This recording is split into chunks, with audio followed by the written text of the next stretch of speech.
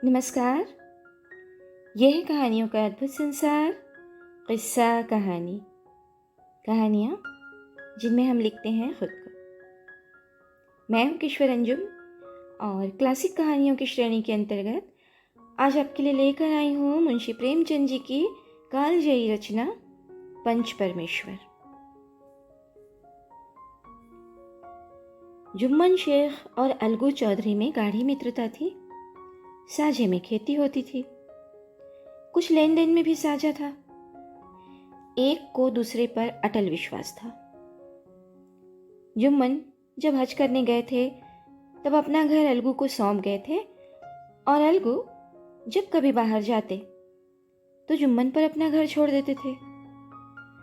उनमें ना खान पान का व्यवहार था, ना धर्म का नाता, केवल विचार मिलते थे।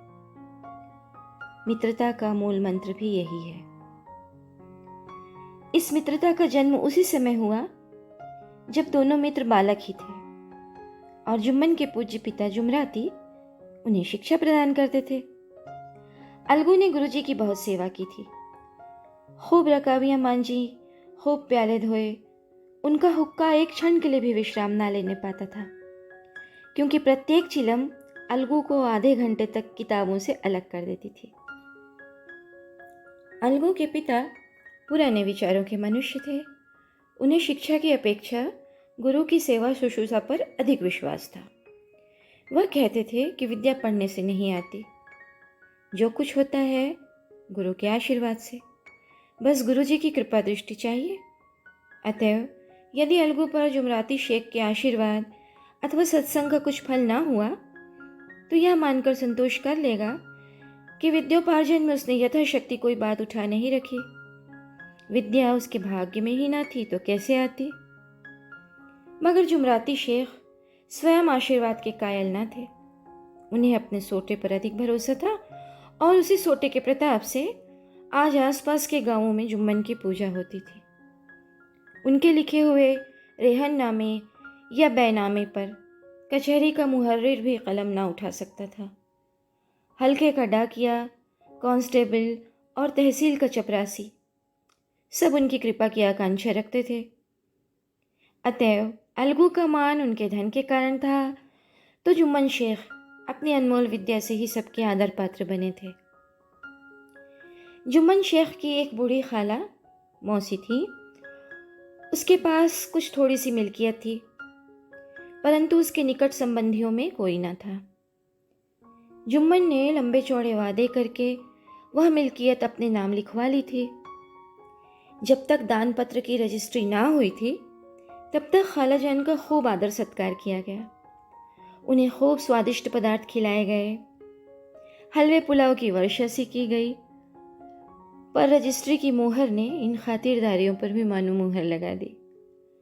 जुम्मन की पत्नी करीमन रोटियों के साथ कड़वी बातों के कुछ तेज तीखे सालन भी देने लगी। जुम्मन शेख भी निष्ठुर हो गए। अब बेचारी खाला जान को प्रायः नित्य ही ऐसी बातें सुननी पड़ती थी। बुढ़िया ना जाने कब तक जिएगी। 2-3 बीघे उसर क्या देती है, मैंने मोल ले लिया है। बघारी दाल के बिना रोटियां नहीं उतरती। जितना रुपया इसके पेट में झोंक चुके उतने से तो अब तक गांव मोल ले लेते। कुछ दिन खालाजान ने सुना और सहा, पर जब ना सहा गया तब जुम्मन से शिकायत की। जुम्मन ने स्थानीय कर्मचारी गृह स्वामिनी के प्रबंध में दखल देना उचित न समझा। कुछ दिन तक और यूं ही रोध होकर काम चलता रहा।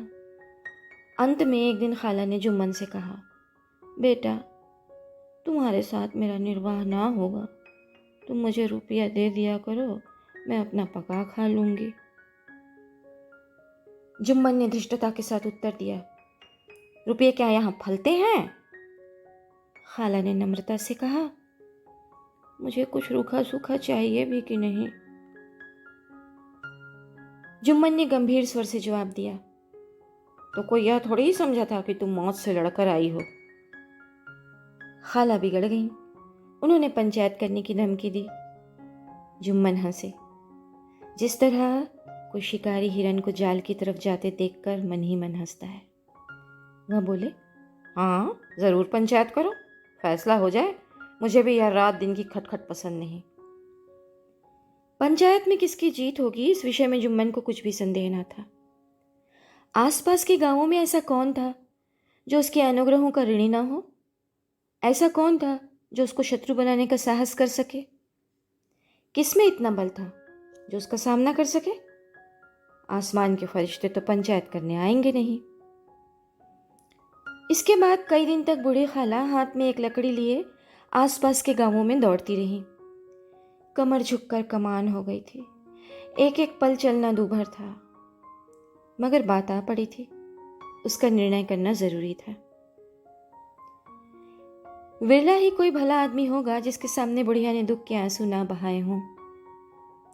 किसी ने तो यूं ही ऊपरी मन से हूं हां करके टाल दिया, और किसी ने इस अन्याय पर जमाने को गालियां दी। कहा, कब्र में पांव लटके हैं, आज मरे कल दूसरा दिन, पर हवस नहीं मानती। अब तुम्हें क्या चाहिए? रोटी खाओ और अल्लाह का नाम लो। तुम्हें अब खेती बाड़ी से क्या काम है? कुछ ऐसे सज्जन भी थे जिन्हें हास्य रस के रसास्वादन का अच्छा अवसर मिला। झुकी हुई कमर, पोपला मुंह, सनके से बाल, इतनी सामग्री एकत्र हो तब हंसी क्यों ना आए? ऐसे न्याय प्रिय, दयालु, दीन वत्सल पुरुष बहुत कम थे जिन्होंने उस अबला के दुखड़े को गौर से सुना हो और उसको सांत्वना दी हो। चारों ओर घूम घाम कर बेचारी अलगू चौधरी के पास आई, लाठी पटक दी और दम लेकर बोली, बेटा तुम भी दम भर के लिए मेरी पंचायत में चले आना। अलगू, मुझे बुलाकर क्या करोगी? कई गांव के आदमी तो आएंगे ही।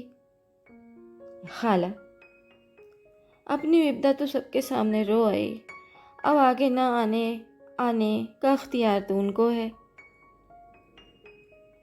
अलगू, यूं आने को आ जाऊंगा, मगर पंचायत में मुंह ना खोलूंगा। खाला, क्यों बेटा? अलगू, अब इसका क्या जवाब दूं? अपनी खुशी, जुम्मन मेरा पुराना मित्र है, उससे बिगाड़ नहीं कर सकता। खाला, बेटा कहीं बगाड़ के डर से ईमान की बात ना कहोगे? हमारे सोए हुए धर्म ज्ञान की सारी संपत्ति लुट जाए तो उसे खबर नहीं होती, परंतु ललकार सुनकर वह सचेत हो जाता है, फिर उसे कोई नहीं जीत सकता। अलगू इस सवाल का कोई उत्तर ना दे सका, पर उसके हृदय में शब्द गूंज रहे थे, क्या बिगाड़ के डर से ईमान की बात ना कहोगे? संध्या समय एक पेड़ के नीचे पंचायत बैठी। शेख जुम्मन ने पहले से ही फर्श बिछा रखा था। उन्होंने पान, इलायची, हुक्के, तंबाकू आदि का प्रबंध भी किया था। हाँ, वह स्वयं अलबत्ता अलगू चौधरी के साथ जरा दूर पर बैठे हुए थे। जब पंचायत में कोई आ जाता तब दबे हुए सलाम से उसका स्वागत करते थे। जब सूर्य अस्त हो गया और चिड़ियों की कलरव युक्त पंचायत पेड़ों पर बैठी, तब यहाँ भी पंचायत शुरू हुई। फर्श की एक एक उंगल जमीन भर गई, पर अधिकांश दर्शक ही थे।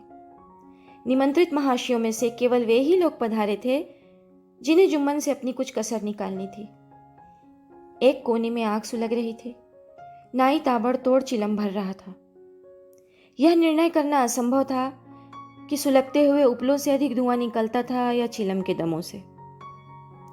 लड़के इधर उधर दौड़ रहे थे, कोई आपस में गाली गलौज करते और कोई रोते थे। चारों तरफ कोलाहल मच रहा था। गांव के कुत्ते इस जमाव को भोज समझकर झुंड के झुंड जमा हो गए थे। पंच लोग बैठ गए तो बूढ़ी खाला ने उनसे विनती की, पंचों, आज 3 साल हुए मैंने अपनी सारी जायदाद अपने भांजे जुम्मन के नाम लिख दी थी। इसे आप लोग जानते ही होंगे। साल भर तो मैंने इसके साथ रोध होकर काटा, पर अब रात दिन का रोना नहीं सहा जाता। मुझे ना पेट की रोटी मिलती है ना तन का कपड़ा। बेकस बेवा हूँ, कचहरी दरबार नहीं कर सकती। तुम्हारे सिवा किसको अपना दुख सुनाऊं? तुम लोग जो राह निकाल दो उसी राह पर चलूं। अगर मुझ में कोई ऐप देखो तो मेरे मुंह पर थप्पड़ मारो। जुम्मन में बुराई देखो तो उसे समझाओ क्यों एक बेकस की आह लेता है? मैं पंचों का हुक्म सिर माथे पर चढ़ाऊंगी। रामधन मिश्र, जिनके कई असामियों को जुम्मन ने अपने गांव में बसा लिया था, बोले, जुम्मन मियाँ, किसे पंच बदते हो? अभी से इसका निपटारा कर लो, फिर जो कुछ पंच कहेंगे वही मानना पड़ेगा। जुम्मन को इस समय सदस्यों में विशेषकर वे ही लोग दिख पड़े जिनसे किसी न किसी कारण उनका वैमनस्य था। जुम्मन बोले, पंचों का हुक्म अल्लाह का हुक्म है। खाला जान जिसे चाहें उसे बदे, मुझे कोई उज्र नहीं। खाला ने चिल्लाकर कहा, अरे अल्लाह के बंदे, पंचों का नाम क्यों नहीं बता देता? कुछ मुझे भी तो मालूम हो। जुम्मन ने क्रोध से कहा, अब इस वक्त मेरा मुंह ना खुलवाओ, तुम्हारी बन पड़ी है, जिसे चाहो पंच बदो। खाला जान जुम्मन के आक्षेप को समझ गई। वह बोली, बेटा, खुदा से डरो। पंच ना किसी के दोस्त होते हैं ना किसी के दुश्मन। कैसी बात कहते हो? और तुम्हारा किसी पर विश्वास ना हो तो जाने दो। अलगू चौधरी को तो मानते हो, लो मैं उन्हीं को सरपंच बनाती हूँ। जुम्मन शेख आनंद से फूल उठे, परंतु भावों को छिपाकर बोले, अलगू ही सही, मेरे लिए जैसे रामधन वैसे अलगू। अलगू इस झमेले में फंसना नहीं चाहते थे। वे कन्नी काटने लगे, बोले, खाला तुम जानती हो कि जुम्मन से मेरी गाढ़ी दोस्ती है। खाला ने गंभीर स्वर में कहा, बेटा, दोस्ती के लिए कोई अपना ईमान नहीं बेचता। पंच के दिल में खुदा बसता है। पंचों के मुंह से जो बात निकलती है वह खुदा की तरफ से निकलती है। अलगू चौधरी सरपंच हुए। रामधन मिश्र और जुम्मन के दूसरे विरोधियों ने बुढ़िया को मन में बहुत कोसा। अलगू चौधरी बोले, शेख जुम्मन, हम और तुम पुराने दोस्त हैं। जब काम पड़ा तुमने हमारी मदद की है और हम भी जो कुछ बन पड़ा तुम्हारी सेवा करते रहे हैं। मगर इस समय तुम और बूढ़ी खाला दोनों हमारी निगाह में बराबर हो। तुमको पंचों से जो कुछ अर्ज करनी है करो। जुम्मन को पूरा विश्वास था कि अब बाजी मेरी है। अलगू यह सब दिखावे की बातें कर रहा है, अतएव शांत चित्त होकर बोले, पंचों, 3 साल हुए खाला जान ने अपनी जायदाद मेरे नाम हिब्बा कर दी थी। मैंने उन्हें ताहयात खाना कपड़ा देना कबूल किया था। खुदा गवाह है, आज तक मैंने खाला जान को कोई तकलीफ नहीं दी है। मैं उन्हें अपनी माँ के समान समझता हूँ। उनकी खिदमत करना मेरा फ़र्ज़ है। मगर औरतों में ज़रा अनबन रहती, उसमें मेरा क्या बस है। खाला जान मुझसे माहवार खर्च अलग मांगती हैं। जायदाद जितनी है वह पंचों से छिपी नहीं। उससे इतना मुनाफा नहीं होता है कि माहवार खर्च दे सकूं। इसके अलावा हिब्बा नामा में माहवार खर्च का कोई जिक्र नहीं तो मैं भूल कर भी इस झमेले में ना पड़ता। बस मुझे यही कहना है। आइंदा पंचों का अख्तियार है, जो चाहे करे फैसला। अलगू चौधरी को हमेशा कचहरी से काम पड़ता था, अतः वह पूरा कानूनी आदमी था। उसने जुम्मन से जिरह शुरू की। एक एक प्रश्न जुम्मन के हृदय पर हथौड़े की चोट की तरह पड़ता था। रामधन मिश्र इन प्रश्नों पर मुग्ध हुए जाते थे। जुम्मन चकित थे कि अलगू को क्या हो गया। अभी अलगू मेरे साथ बैठा हुआ कैसी कैसी बातें कर रहा था। इतनी ही देर में कैसी काया पलट हो गई कि मेरी जड़ खोदने पर तुला हुआ है। ना मालूम कब की कसरियाँ निकाल रहा है। क्या इतने दिनों की दोस्ती कुछ भी काम ना आएगी। जुम्मन शेख तो इसी संकल्प विकल्प में पड़े हुए थे कि इतने में अलगू ने फैसला सुनाया। जुम्मन शेख, पंचों ने इस मामले पर विचार किया। उन्हें यह नीति संगत मालूम होता है कि खाला जान को माहवार खर्च दिया जाए। हमारा विचार है कि खाला की जायदाद से इतना मुनाफा अवश्य होता है कि माहवार खर्च दिया जा सके। बस यही हमारा फैसला है। अगर जुम्मन को खर्च देना मंजूर ना हो तो हिब्बा नामा रद्द समझा जाए। यह फैसला सुनते ही जुम्मन सन्नाटे में आ गए। जो अपना मित्र हो वह शत्रु का व्यवहार करे और गले पर छुरी फेरे, इसी समय के हेरफेर के सिवाय और क्या कहें। जिस पर पूरा भरोसा था उसने समय पड़ने पर धोखा दे दिया। ऐसे ही अवसरों पर झूठे सच्चे मित्रों की परीक्षा की जाती है। यही कलयुग की दोस्ती है। अगर लोग ऐसे कपटी धोखेबाज ना होते तो देश में आपत्तियों का प्रकोप क्यों होता? यह हैजा, प्लेग आदि व्याधियाँ दुष्कर्मों के ही दंड हैं। मगर रामधन मिश्र और अन्य पंच अलगू चौधरी की इस नीति परायणता की प्रशंसा जी खोलकर कर रहे थे। वे कहते थे, इसका नाम पंचायत है, दूध का दूध और पानी का पानी कर दिया। दोस्ती दोस्ती की जगह है, किंतु धर्म का पालन करना मुख्य है। ऐसे ही सत्यवादियों के बल पर पृथ्वी ठहरी है, नहीं तो वह कब की रसातल को चली जाती। इस फैसले ने अलगू और जुम्मन की दोस्ती की जड़ हिला दी। अब वे साथ साथ बातें करते नहीं दिखाई देते। इतना पुराना मित्रता रूपी वृक्ष सत्य का एक झोंका भी ना सह सका। सचमुच वह बालू की ही जमीन पर खड़ा था। उनमें अब शिष्टाचार का अधिक व्यवहार होने लगा। एक दूसरे की अवभगत ज्यादा करने लगे। वे मिलते जुलते थे, मगर उसी तरह जैसे तलवार से ढाल मिलती है। जुम्मन के चित्त में मित्र की कुटिलता आठों पहर खटका करती थी। उसे हर घड़ी यही चिंता रहती थी कि किसी तरह बदला लेने का अवसर मिले।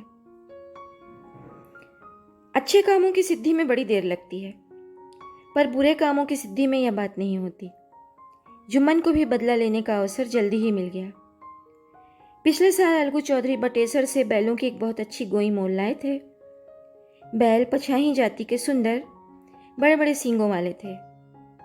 महीनों तक आसपास के गांव के लोग दर्शन करते थे। दैवयोग से जुम्मन की पंचायत के 1 महीने के बाद इस जोड़ी का एक बैल मर गया। जुम्मन ने दोस्तों से कहा, यह दगाबाजी की सजा है। इंसान सबर भले ही कर जाए, पर खुदा नेक बद सब देखता है। अलगू को संदेह हुआ कि जुम्मन ने बैल को विष दिला दिया है। चौधराइन ने भी जुम्मन पर ही इस दुर्घटना का दोषारोपण किया। उसने कहा, जुम्मन ने कुछ कर करा दिया है। चौधराइन और करीमन में इस विषय पर एक दिन खूब ही वाद विवाद हुआ। दोनों देवियों ने शब्द बाहुल्य की नदी बहा दी। व्यंग, वक्रोक्ति, अन्योक्ति और उपमा आदि अलंकारों में बातें हुई। जुम्मन ने किसी तरह शांति स्थापित की। उन्होंने अपनी पत्नी को डांट टपट कर समझा दिया। वह उसे उस रणभूमि से हटा भी ले गए। उधर अलगू चौधरी ने समझाने बुझाने का काम अपने तर्कपूर्ण सोटे से लिया। अब अकेला बैल किस काम का? उसका जोड़ बहुत ढूंढा गया, पर ना मिला। निदान यह सलाह ठहरी कि इसे बेच डालना चाहिए। गांव में एक समझू साहू थे। वह इक्का गाड़ी हाँकते थे। गांव के गुड़ घी लाद कर मंडी ले जाते, मंडी से तेल नमक भर लाते और गांव में बेचते। इस बैल पर उनका मन लहराया। उन्होंने सोचा, यह बैल हाथ लगे तो दिन भर में बेखटके 3 खेप हो। आजकल तो एक ही खेप में लाले पड़े रहते हैं। बैल देखा, गाड़ी में दौड़ाया, बाल भौरी की पहचान कराई, मोल तोल किया और उसे लाकर द्वार पर बांध ही दिया।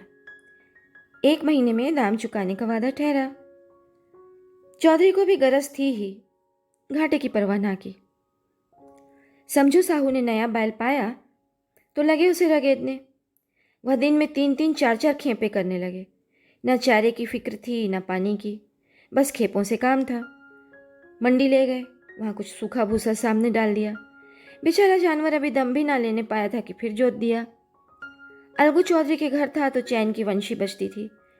बैल राम छठे शमाहे कभी बहली में जोते जाते थे। खूब उछलते कूदते और कोसों तक दौड़ते चले जाते थे। वहाँ बैल राम का रातिब था, साफ पानी, दली हुई अरहर की दाल और भूसे के साथ खली। और यही नहीं, कभी कभी घी का स्वाद भी चखने को मिल जाता था। शाम सवेरे एक आदमी खरहरे करता, पोंछता और सहलाता था। कहाँ वहाँ सुख चैन, कहाँ यहाँ आठों पहर की खपत। महीने भर में ही वह पिस्सा गया। इक्के का जुआ देखते ही उसका लहू सूख जाता था। एक एक पल चकनालू भर था, हड्डियां निकल आई थी, पर था वह पानीदार। मार बर्दाश्त न थी। एक दिन चौथी खेप में साहू जी ने दूना बोझ डाला। दिन भर का थका जानवर, पैर न उठते थे, पर साहू जी कोड़े फटकारने लगे। बस फिर क्या था, बैल कलेजा तोड़कर चला। कुछ दौड़ा और चाहा कि जरा दम ले लूं, पर साहू जी को जल्दी पहुंचने की फिक्र थी। अतः उन्होंने कई कोड़े बड़ी निर्दयता से फटकारे। बैल ने एक बार फिर जोर लगाया, पर अब की बार शक्ति ने जवाब दे दिया। वह धरती पर गिर पड़ा और ऐसा गिरा कि फिर न उठा। साहू जी ने बहुत पीटा, टांग पकड़कर खींचा, नथुनों में लकड़ी ठूंस दी, पर कहीं मृतक भी उठ सकता है। तब साहू जी को कुछ शक हुआ। उन्होंने बैल को गौर से देखा, खोलकर अलग किया और सोचने लगे कि गाड़ी घर कैसे पहुंचे। बहुत चीखे चिल्लाए, पर देहात का रास्ता बच्चों की आंख की तरह सांझ होते ही बंद हो जाता है। कोई नजर न आया, आसपास कोई गांव भी न था। मारे क्रोध के उन्होंने मरे हुए बैल पर और दुर्रे लगाए और कोसने लगे। अब भागे, तुझे मरना ही था तो घर पहुंच कर मरता। ससुरा बीच रास्ते में ही मर रहा, अब गाड़ी कौन खींचे। इस तरह साहू जी खूब जले भुने, कई बोरे गुड़ और कई घी के पीपे उन्होंने बेचे थे। 200-250 रुपये कमर में बंधे थे। इसके अलावा गाड़ी पर कई बोरे नमक के थे, अतः छोड़कर जा भी नहीं सकते थे। लाचार बेचारे गाड़ी पर ही लेट गए। वहीं रत जगह करने की ठान ली। चिलम पी, गाया, फिर हुक्का पिया। इस तरह साहू जी आधी रात तक नींद को बहलाते रहे। अपनी जान में तो वह जागते ही रहे, पर पाँव फटते ही जो नींद टूटी और कमर पर हाथ रखा तो थैली गायब। घबरा कर इधर उधर देखा तो कई कनस्तर तेल भी नदारद। अफसोस में बेचारे ने सिर पीट लिया और पछाड़ खाने लगा। प्रातःकाल रोते बिलखते घर पहुंचे। सहुआइन ने जब यह बुरी सुनावनी सुनी तब पहले तो रोई, फिर अलगू चौधरी को गालियां देने लगी। निगोड़े ने ऐसा कुलच्छनी बैल दिया कि जन्म भर की कमाई लुट गई। इस घटना को कई महीने बीत गए। अलगू जब अपने बैल के दाम मांगते तब साहू और सहुआइन दोनों ही झल्लाए हुए कुत्ते की तरह चढ़ बैठते और अनबन बकने लगते। वाह, यहाँ तो सारे जन्म की कमाई लुट गई, सत्यानाश हो गया, इन्हें दामों की पड़ी है। मुर्दा बैल दिया था, उस पर दाम मांगने चले। आंखों में धूल झोंकती, सत्यानाशी बैल गले बांध दिया, हमें नीरा पोंगा ही समझ लिया है। हम भी बनिए के बच्चे हैं, ऐसे बुद्धू कहीं और होंगे। पहले जाकर किसी गड्ढे में मुंह धोआओ, तब दाम लेना। ना जी मानता हो तो हमारा बैल खोल ले जाओ, महीना भर के बदले 2 महीना जोत लो, और क्या लोगे। चौधरी के अशुभ चिंतकों की कमी ना थी। ऐसे अवसरों पर वे भी एकत्र हो जाते और साहू जी के बर्राने की पुष्टि करते, परंतु 150 रुपये से इस तरह हाथ धो लेना आसान नहीं था। एक बार वह भी गर्म पड़े। साहू जी बिगड़कर लाठी ढूंढने घर में चले गए। अब सहुआइन ने मैदान लिया। प्रश्नोत्तर होते होते हाथापाई की नौबत आ पहुंची। सहुआइन ने घर में घुसकर किवाड़ बंद कर लिए। शोरगुल सुनकर गांव के भले मानस जमा हो गए। उन्होंने दोनों को समझाया, साहू जी को दिलासा देकर घर से निकाला। वह परामर्श देने लगे कि इस तरह से काम ना चलेगा, पंचायत कर लो, जो कुछ तय हो जाए उसे स्वीकार कर लो। साहू जी राजी हो गए। अलगू ने भी हामी भर ली। पंचायत की तैयारियां होने लगी। दोनों पक्षों ने अपने अपने दल बनाने शुरू किए। इसके बाद तीसरे दिन उसी वृक्ष के नीचे पंचायत बैठी। वही संध्या का समय था। खेतों में कौए पंचायत कर रहे थे। विवादग्रस्त विषय यह था कि मटर की फलियों पर उनका कोई स्वाद तो है या नहीं, और जब तक यह प्रश्न हल ना हो जाए तब तक वे रखवाले की पुकार पर अपनी अप्रसन्नता प्रकट करना आवश्यक समझते थे। पेड़ की डालियों पर बैठी शुक मंडली में यह प्रश्न छिड़ा हुआ था कि मनुष्यों को उन्हें बेमुरौवत कहने का क्या अधिकार है, जब उन्हें स्वयं अपने मित्रों से दगा करने में कोई संकोच नहीं होता। पंचायत बैठ गई तो रामधन मिश्र ने कहा, अब देरी क्या है, पंचों का चुनाव हो जाना चाहिए। बोलो चौधरी, किस किस को पंच बदते हो। अलगू ने दीन भाव से कहा, समझू साहू ही चुन लें। समझू खड़े हुए और कड़क कर बोले, मेरी ओर से जुम्मन शेख। जुम्मन का नाम सुनते ही अलगू चौधरी का कलेजा धक धक करने लगा, मानो किसी ने अचानक थप्पड़ मार दिया हो। रामधन अलगू के मित्र थे। वह बात को ताड़ गए। पूछा, क्यों चौधरी, तुम्हें कोई उज्र तो नहीं। चौधरी ने निराश होकर कहा, नहीं, मुझे क्या उज्र होगा। अपने उत्तरदायित्व का ज्ञान बहुधा हमारे संकुचित व्यवहारों का सुधारक होता है। जब हम राह भूलकर भटकने लगते हैं तब यही ज्ञान हमारा विश्वसनीय पथ प्रदर्शक बन जाता है। पत्र संपादक अपनी शांति कुटी में बैठा हुआ कितनी धृष्टता और स्वतंत्रता के साथ अपनी प्रबल लेखनी से मंत्रिमंडल पर आक्रमण करता है, परंतु ऐसे अवसर आते हैं जब वह स्वयं मंत्रिमंडल में सम्मिलित होता है। मंडल के भवन में पग धरते ही उसकी लेखनी कितनी मर्मज्ञ, कितनी विचारशील, कितनी न्यायपरायण हो जाती है। इसका कारण उत्तरदायित्व का ज्ञान है। नवयुवक युवावस्था में कितना उद्दंड रहता है, माता पिता उसकी ओर से कितने चिंतित रहते हैं, वे उसे कुल कलंक समझते हैं। परंतु थोड़े ही समय में परिवार का बोझ सिर पर पड़ते ही वह अव्यवस्थित चित्त उन्मत्त युवक कितना धैर्यशील, कैसा शांत चित्त हो जाता है। यह भी उत्तरदायित्व के ज्ञान का फल है। जुम्मन शेख के मन में भी सरपंच का उच्च स्थान ग्रहण करते ही अपनी जिम्मेदारी का भाव पैदा हुआ। उसने सोचा, मैं इस वक्त न्याय और धर्म के सर्वोच्च आसन पर बैठा हूँ। मेरे मुंह से इस समय जो कुछ निकलेगा वह देववाणी के सदृश है, और देववाणी में मेरे मनोविकारों का कदापि समावेश न होना चाहिए। मुझे सत्य से जौ भर भी टलना उचित नहीं। पंचों ने दोनों पक्षों से सवाल जवाब करने शुरू किए। बहुत देर तक दोनों दल अपने अपने पक्ष का समर्थन करते रहे। इस विषय में तो सब सहमत थे कि समझू को बैल का मूल्य देना चाहिए, परंतु दो महाशय इस कारण रियायत करना चाहते थे कि बैल के मर जाने से समझू को हानि हुई। इसके प्रतिकूल दो सभ्य मूल्य के अतिरिक्त समझू को दंड भी देना चाहते थे, जिससे फिर किसी को पशुओं के साथ ऐसी निर्दयता करने का साहस ना हो। अंत में जुम्मन ने फैसला सुनाया। अलगू चौधरी और समझू साहू, पंचों ने तुम्हारे मामले पर अच्छी तरह विचार किया। समझू को उचित है कि बैल का पूरा दाम दे। जिस वक्त उन्होंने बैल लिया उसे कोई बीमारी न थी। अगर उसी समय दाम दे दिए जाते तो आज समझू उसे फिर लेने का आग्रह न करते।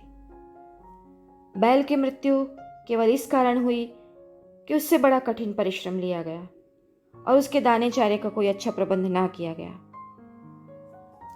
रामधन मिश्र बोले, समझू ने बैल को जानबूझकर मारा है, अतः उससे दंड लेना चाहिए।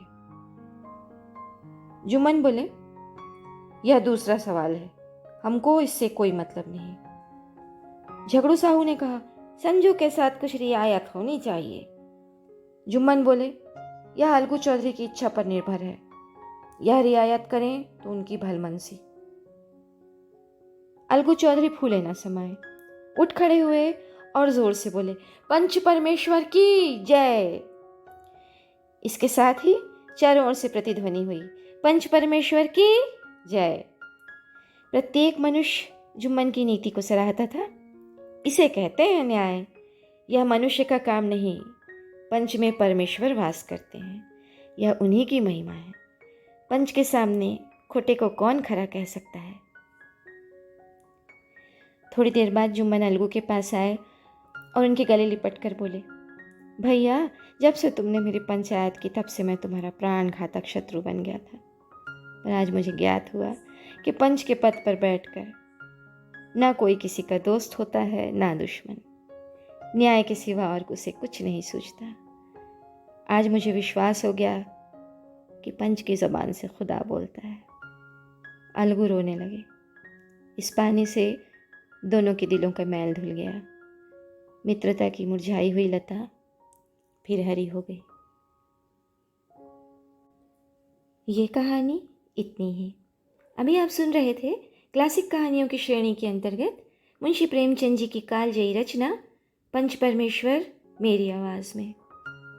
मैं हूँ किश्वर अंजुम, फलक की एक मेंबर। यह कहानियों का अद्भुत संसार किस्सा कहानी। फिर मिलते हैं किसी और कहानी में।